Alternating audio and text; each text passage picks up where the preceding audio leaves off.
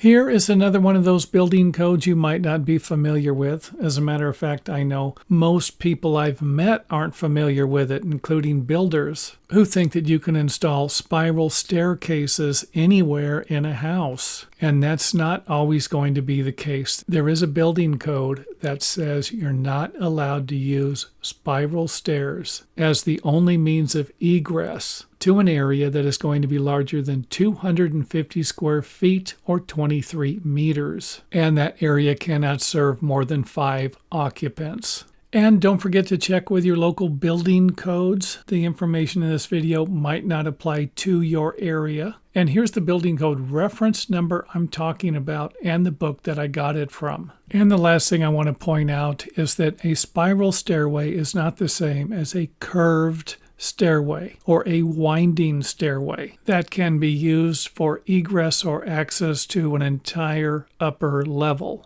And thanks for watching. To learn more about home building and repairs, visit us at our website. Also, don't forget to subscribe for more awesome content. See you next time.